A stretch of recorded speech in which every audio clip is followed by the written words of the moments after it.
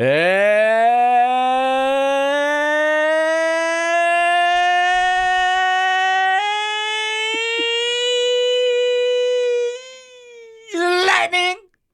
Have you heard? Nope. The Truck Show. We're gonna show you what we know. We're gonna answer what the truck, 'cause truck rhymes with the Truck Show. We have the lifted, we have the lowered, and everything in between. We'll talk about trucks that run on diesel and the ones that run on gasoline. The Truck Show, the Truck Show, the Truck Show. Whoa, whoa. It's the Truck Show with your hosts, Lightning and Holman.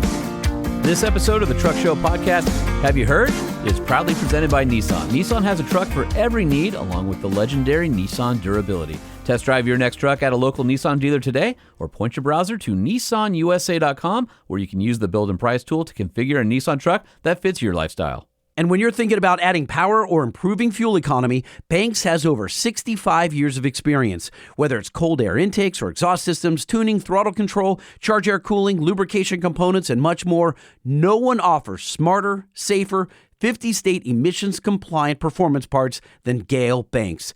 You'll find the best engineered parts for your truck at bankspower.com.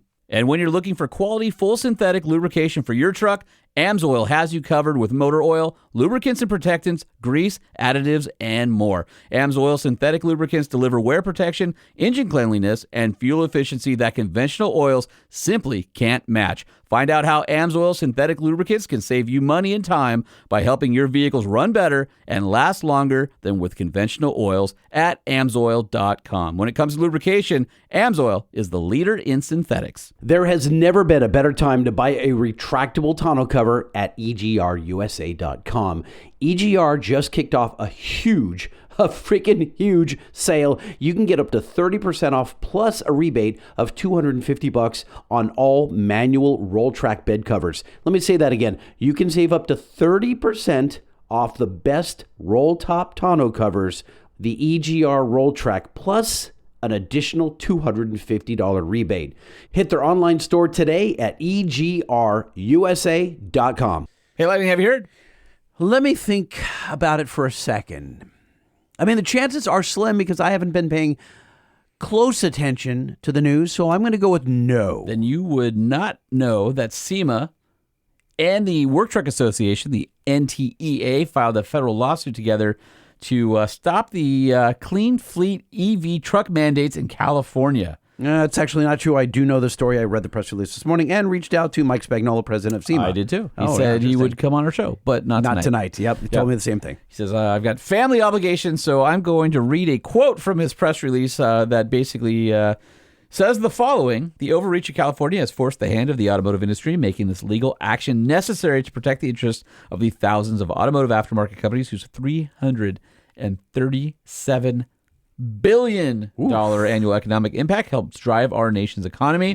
The illegal means by which California sought to tilt the board by siding with just one technology is to the great detriment of a giant swath of the nation's small businesses and threatens a dangerous precedent upon the American people. And then NTEA president and CEO Steve Carey continues, ultimately, work trucks must be available, capable, and affordable. It's important to reach the desired outcome using a sensible and cost-effective approach so our member businesses can continue to build and supply the vehicles that are essential for commerce.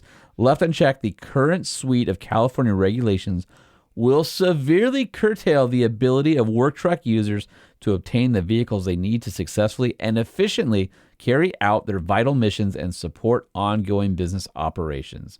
So the lawsuit... Let's distill this down. Basically, the lawsuit highlights California's significant overreach, basically saying that the ACF regulations far exceed California's constitutional and state statutory authority, and the regulations will furthermore undermine rather than foster the innovation born of the automotive aftermarket industry that has historically generated many groundbreaking solutions to cleaner, safer motor vehicles. Well, so the bottom line is they're saying all electric for work trucks, right? Medium duty, heavy duty, all that stuff. Yep. And be damned everything that's not electric, right? Yeah, California has the 2035 mandate, and they want to make that with cars. And I've told you on the show, it ain't happening.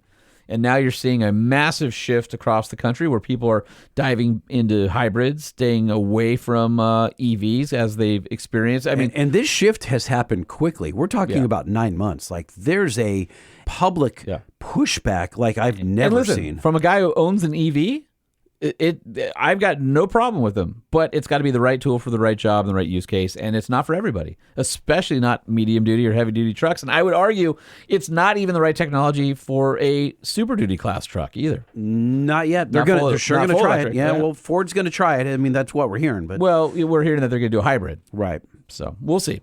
Hey, Lightning, have you heard? What? No. I don't think so. Stellantis continues to just shoot itself in the foot over and over again. They were on a roll, had some of the best products out there, massive sales a few years ago, and everything just continues to tank. In fact, the third quarter numbers. Why do they want to do this? I think there's an agenda being pushed by the French that are in charge of Stellantis. But are they willing to let the brand sink over it? No, I don't. I think they misplayed their hands, and once again, the target moved. The field goal moved when they kicked the football, and they're kind of caught flat-footed. I don't think COVID and supply chain stuff helped, and then because the artificial hangover and of the high prices and now basically bad lease residuals due to several factors of inflation and the price of money and all that, leases aren't attractive for Stellantis. I didn't renew mine with the new Grand Cherokee because we couldn't afford it. Right. And I think that's a lot of people. And you can't buy one because the interest rates are high. And their prices have gone up a massive amount in just the past few years. When I think the sticker on my 392 was 86 or something like that, and today the final edition 392 it's like 105 is or something, somewhere north of 100,000, and that's just, and mine's a 23. So I mean, it's just a matter that just so fast. Keep. Well, also they're trying to push people all into the 4xEs when people aren't ready for them yet. Well, part of that is because of the California deal with not being able to stock ICE vehicles in California. That's a huge misstep. Which is bonkers that they're trying to pull that off. Yep. That's insane. And then, are you guys aware of that? If Jeep dealers are not allowed to stock an ICE engine Jeep on the lot, you have to order one if you want one. California. Otherwise, they're all 4xEs. And other states that follow that rule. We've talked about it on the show before. That's a whole other conversation. But Jeep, which is like the crown jewel, was struggling. Q3 deliveries dropped by 6% and to 144,963 units. And then demand this year dropped by 8%, which is a pretty big slide through the first 9 months of the year. Ram sales were 19% lower in the third quarter, and the company suffered a 24% decline from January to September to 309,718 trucks and vans. I think part of it is the switchover, and I think part of it is people pushing back. I've had 3 or 4 friends say, I've got a Hemi Ram, and I'd like to get into it, and you can't get the V8 anymore, so what Ford or Chevy should I buy? I mean, over and over again. Yeah. People are like, I don't want the Turbo 6. And I'm like, great engine. They're like, yeah, I don't want a V8. I want a V8, Yep. and I don't want all the tech and stuff that comes with it. And it's first year, and I think that's part of it. Even Chrysler has one model, it's the Pacifica minivan, and they're obviously not doing great either. Deliveries in their Q3 went down by 47%. That includes the 300C dying, and through the first 9 months, they're down 21%.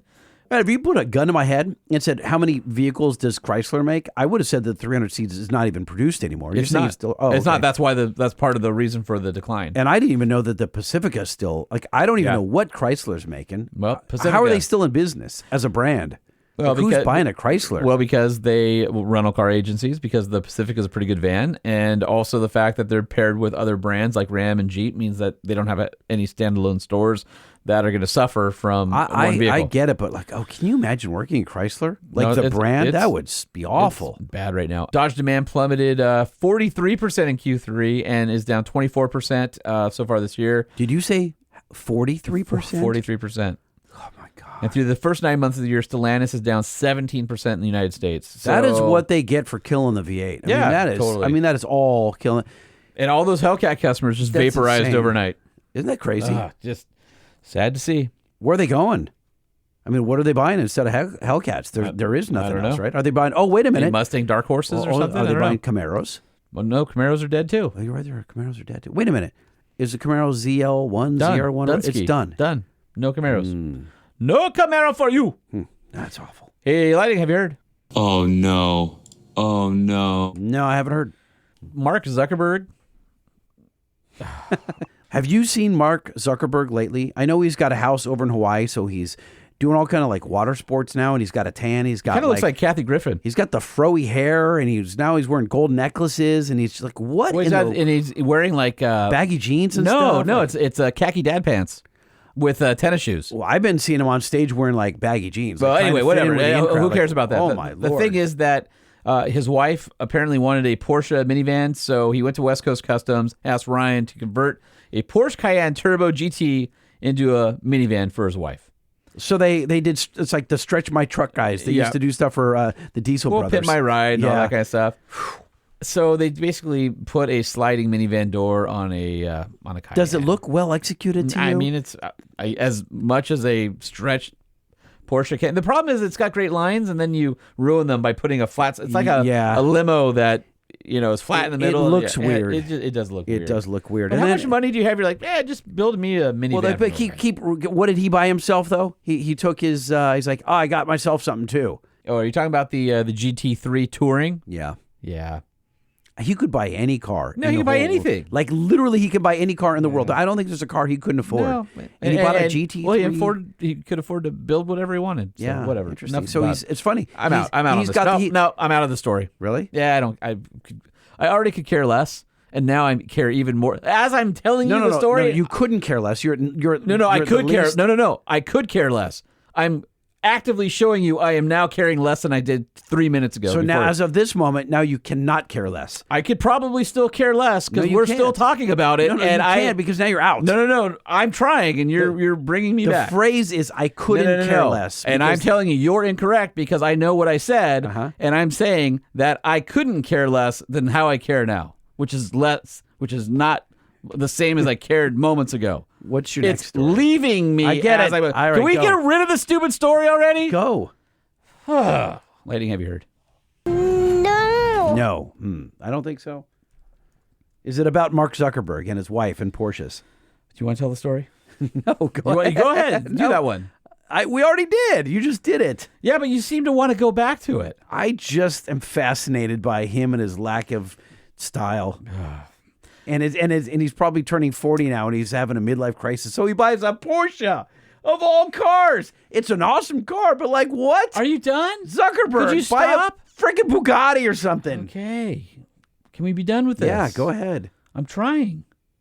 Your friend Andre went and got a Tesla Cybertruck, and he did the FSD upgrade, the full self-driving, and apparently he did something where they drove it through the city, and then it was great, and then it didn't. I guess it got freaked out, so go to tfltruck.com if you want to see the follies of the Tesla Cybertruck with FSD 12.5.5 software. So it was supposed to drive itself and didn't, apparently. Yeah. Hey, Lighting, have you heard? No. Apparently, the Jeep Grand Cherokee L, the longer one, which is one of the very last Jeeps to have a V8, quietly was killed. They said, no, we're not going to tell you. We're just not going to put the Hemi in there anymore, and then you just can't order it for $25. Again, So what, you just Stellantis came in the middle of the night and just slit his throat. Yeah, I didn't tell anybody about it. Just bled out. So the only vehicle with a V8 is, strangely enough, the Wrangler 392. They're just hanging on to that one as long as they I can. wonder for how long, do we know? But I can tell you the L, didn't you tell me needs that the V8. Didn't you tell me the 392 is going to go away in like 25? It's supposed to 25? go away last year, but they were making hand over fist selling them for $115 a piece or whatever they are. Gotcha. The final edition this year, get it while you still can, because now you can't even get it in the Grand Cherokee L, which is a super bummer. Hey, Lighting, have you heard? No. Apparently, some GMC Sierra HDs will need a new transmission filter. GM has issued a service update for certain 24 and 25 GMC Sierra HD units that have been found to have sediment present in their transmission fluid. With a field action available to fix the problem. Where's the sediment coming from, I wonder? The affected Sierra HD trucks apparently generate the sediment during the output shaft bearing press. according to service update number N242455950. So before starting work on an affected GMC Sierra HD, dealers have to verify by checking the GM Global Warranty Management System to see if it's marked open. So That's really weird that just the GMC and not the Silverados. It's the same truck. this is what I'm saying. The remedy apparently is to replace the transmission filter and 15 quarts of transmission fluid that are inside the trans. Yeah, that's a lot. That process takes about 2 hours. Okay. Hey, Holman, have you heard? Nope. Lightning's drive shaft clunk is back again for the third time. Yep. Told you it would be. Yep, that's it. Next story. You should go to Stellantis. Maybe they'll take your V8 away from you when you take it in for service. I was told that there actually is a new part number for a drive shaft. Oh, good. But I don't know. Go see Eder. No one seems to know how that could fix it or why, if it's a length of the slip joint or The splines. Well, who cares? Splines. Obviously, if there's a new part that supersedes the I'm old gonna part. have to. So Eder didn't know about it. I'm gonna have to track it down on one of the forums and get the part number and then give it to him and go, This is the fix. Try this. In Super Duty news, have you heard? I mean, no. What's funny is That's Scott Birdsall. is that who that was? Yeah. It sounded familiar, but I couldn't quite place it. Mm-hmm. All right, Rivian R1T. So you remember the floods that happened in the hurricane, and the Tesla exploded or caught fire and burned down the guy's house? Which one of this happened to several apparently? So apparently, a Rivian R1T got carried over 100 yards by the Hurricane Helene's floodwaters, I heard it was fine. and it was fine. Absolutely fine. Yeah. So why the Rivian and not the Teslas? Yeah, so apparently the owner of the truck said that he parked it near the Swananoa River in the Asheville, North Carolina area. When the water level rose, it flooded, of course. And he goes on to say that he returned to find the truck not where he left it. It was over 100 yards from where he parked it. It had been carried away, and he thought, well, I don't know what to do. And, oh, by the way, he showed pictures of the bed filled with mud and just... He probably figured it was totaled. Oh, yeah. So he said he walked up to the truck and he was 100% ready to call his insurance company.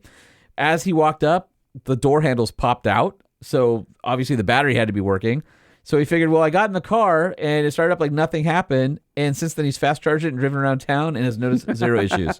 So you know what? Good on Rivian. Wow. Yeah. I mean, That's some good design. it's pretty awesome. So Inside EVs reached out to Rivian, and a spokesperson told them, quote unquote, in addition to sealing all of our packs, which are verified before vehicle installation, we monitor any exposure to water ingress within our batteries through our electrical isolation feature. We actively protect the customer and the vehicle from any further damage in such events. As part of our extensive battery testing, we also run salt spray tests to prove that our corrosion mitigations throughout the life of our packs are robust. Once again, our isolation monitoring features in our electrical and electronic systems provide adequate detection. It's pretty cool. Well, I mean, look, the Rivian is a truck and it's made to do truck things, which include go through streams and whatnot occasionally. Yep. Is Whereas the it made to be submerged? floated? Yeah, submerged and pushed by flood waters 100 yards? No, of course not. But I mean, well, yeah, I say of course not. Maybe it is designed to be submerged for X number of hours or something. Whereas the Tesla clearly is not. It's made to just be on a dry road. Maybe. Yeah. All right. Hey, Lightning, have you heard? No, it's not that. It's knee. No, knee. You're not doing it properly. Knee. Knee, that's it. You've got it. I don't know. Do you remember the old Ford freewheeling package that was on the 70s trucks that had like the red through yellow kind of paint fade on the sides? No. You don't remember those? Oh, those were super cool. Well, then this story will make no sense to you, but Ford is making yet another retro Bronco, this time with a version of their freewheeling package idea, but modernized, and you can get yourself a new Bronco. Oh, now that you see that, to me, that is the like Toyota-esque color scheme. No, this is way before Ivan Stewart took those colors in I racing. get it, but when you think of Crazy Ivan Stewart, what was he known as? Iron Man. Iron Man. Stewart, yeah. those are his colors, but these are horizontal. Starts with kind of a deep Basically, red, the lighter belt line red, goes orange, all the way down. lighter orange, and then yellow. Yeah. Yeah. So anyway, you could get those on Broncos and F-Series back in the 70s, and Ford is going to put this freewheeling package on the current Bronco, and it includes those red, orange, yellow gradient People are going to stripes. ask why Toyota graphics are on a Bronco. Because they're not educated. So they're definitely not listeners of the Truck Show podcast. So anyway, if you like that retro look, this is the latest version, and it looks like they might be able to order that on the Bronco Sport as well, which is super groovy. Thanks. You like what I did there? Yeah, I like that. I thought I was the only one saying groovy. Hey, Lighting, have you heard? No. I said no. Nope, haven't heard. All right, so you know I'm excited about the new Nissan Armada Pro 4X. You are beside yourself. Well, Ford said, hold my beer, and they just came out with the 2025 Ford Expedition Tremor, which is pretty cool. It even has the Toyota TRD style lights in the grille, 33-inch tires, a rear locker, and it's on the redesigned Expedition package. I busted a guy today who had a video up, and he was walking around a Tremor. All the captions on the video said Trimmer, Trimmir, Trimmer. Yeah. And I'm like, it's not a trimmer. And I said, take the video down, delete it, fix it, and repost it. And he wrote back, no. Yeah. That's. I don't know why you enjoy telling people. Trimmer. Stop it. Stop correcting people. Anyway, it comes with a high-output version of the EcoBoost V6 with 440 horsepower and 510 pound-feet of torque, which is pretty cool, 10-speed automatic. And the interior is a super weird, futuristic-looking screen layout. There's a 24-inch panoramic digital display, a weird oblong-shaped wheel, and then another 13.2-inch touchscreen closer to the driver. That does not feel off-roady, which the Tremor is supposed to be. Does not feel off-roady. No, that's very Tesla-ish. Thinking, yeah. That's strange. At least they gave you the screen in front of the driver, that big old panoramic screen, so you get the but it's speed offset and all that. Well, it's 24 inches, it's but it's too far to the right. Like why? It's because the Lincoln gap in the Navigator left. goes the whole way across the dash. Oh, And so this is not the Lincoln Navigator, so it gets a smaller screen, you Ford people. You peasants! Small screen for peasants! Anyway, it offers 10.6 inches of ground clearance. It's got full underbody protection, fuel tank, transfer case, front axle. You also get the Raptor-inspired running boards, a front skid plate, rock crawl mode. Suspension's been retuned. And you get the aforementioned electronic locking rear diff. You also get a bunch of orange accents on the tow hooks and things like that, because otherwise it wouldn't be a Tremor. Yep. And you can tow 7,000 pounds conventional or up to 9,600 pounds with a weight distributing hitch. And it's got the latest Blue Cruise hands-free highway driving functionality as well. So the order books are opening up on October 24th. Oh, and the thing I forgot to mention, the very best part of the whole vehicle. what, graphics or something? Split tailgate. Oh. So the glass goes up and it has a tailgate that drops down the way it should. That's old the school. way God intended SUVs to be. No more pop-up, no more swing out. You want to sit on the tailgate Goes and down, watch it? right? Absolutely. Oh, that's kind of cool. It's super What else cool. has that right now? Anything? I don't think so. I think does the Lexus GX or does that swing out? I don't Land know. Cruiser? Yeah. Well, good on them. I don't remember at the moment. Bring back tailgates. Damn it. That you're standing on the lawn, you're screaming at kids, get off my lawn. and Q3 bring of back 2024, the initiative for the Truck Show podcast is bring back tailgates and SUVs. By my decree. Do it, people. And do it now. The Truck Show Podcast is a production of Truck Famous LLC. This podcast was created by Sean Homan and Jay Tillis with production elements by DJ Omar Khan. If you like what you've heard, please open your Apple Podcast or Spotify app and give us a 5-star rating.